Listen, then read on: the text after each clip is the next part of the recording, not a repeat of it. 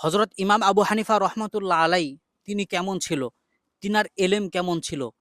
চলুন আমরা আহলে হাদিস ভাইদের একজন শায়েখের মুখ থেকে আমরা হযরত ইমাম আবু হানিফা রহমাতুল্লাহ আলাইয়ের জীবনী শুনে আসি। আমার প্রশ্ন হচ্ছে, ইমাম আবু হানিফা রাহিমাহুল্লাহ কি মুরজিয়া ছিলেন? সুবহানাল্লাহ। দেখুন, এরা হচ্ছেন আমাদের মাথার তাজ, উম্মার শ্রেষ্ঠতম সন্তান। তারা দিনকে আমাদের জন্য সহজ করে দিয়েছেন। তারা দিনের হাজার হাজার মাসালা তৈরি করেছেন, তাদের মাসালা সমাধান দিয়ে গেছেন কোরআন এবং সুন্নাহর আলোকে।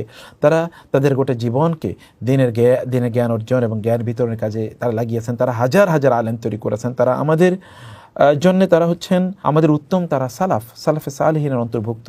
তাদের ব্যাপারে অবান্তর প্রশ্ন করতে আপনাদের একটুও লজ্জা লাগে না? একটু ভয় লাগে না? আপনি এটা চিন্তা করতে পারেন যে ইমাম আবু হানিফা রাহমাতুল্লাহর সামনে হাজার হাজার লক্ষ লক্ষ ছাত্র পড়াশোনা করতেন।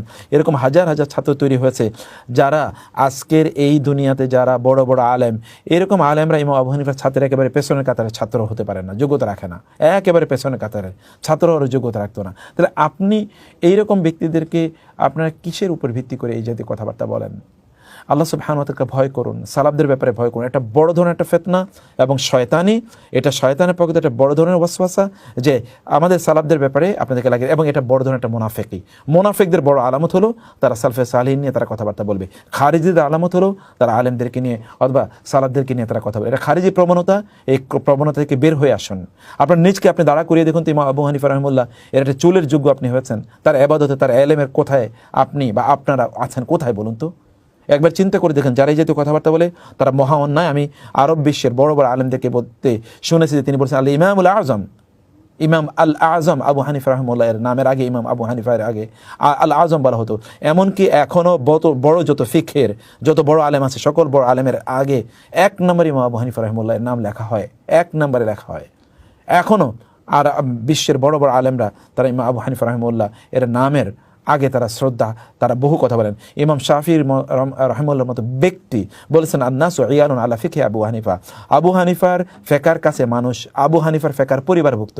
আপনি যেমন পরিবারের প্রধান, এই পরিবারের সকল দায়িত্ব আপনি পালন করেন, এই ফেকার মূল দায়িত্ব পালন করেছেন ইমাম আবু হানিফা রাহিমাহুল্লাহর অন্যরা তার এই পরিবারের সদস্য।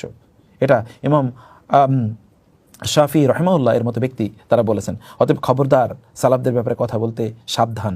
আল্লাহ সুবহানাহু ওয়া তাআলা এই জিহ্বাকে কিন্তু অক্ষত রাখবেন না। আল্লাহ সুবহানাহু ওয়া তাআলা একদল যারা অর্বাচীন, একেবারেই কোনো ধরনের পড়াশোনা নাই, নাম কাওয়াস্তে দুই একটা লেকচার বক্তব্য শোনাচ্ছে, কারো দুই একটা কথাবার্তা শোনাচ্ছে, এইরকম যারা অথর্ব অথবা যারা অর্বাচীন, যাদের জ্ঞান বুদ্ধি নাই, ভয়াবহভাবে অহংকারী এবং ভয়াবহভাবে এগুলো বেয়াদব টাইপের কিছু আছে, এবং যারা ধরুন কোনো ধরনের আলিফ বাতাসা ঠিকমতো পড়তেও পারে না, লিখতেও পারবে না, সূরাতুল ফাতিহা বলে ঠিকমতো পড়তেও পারবে না, অর্থ বলা তো বহু দূরের কথা।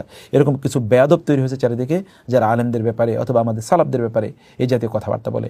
এগুলোর ব্যাপারে সাবধান থাকবেন অনুগ্রহ করে। আল্লাহ আপনাদেরকে আমাদের সবাইকে বোঝার তৌফিক দান করুন। আল্লাহুম্মা আমিন।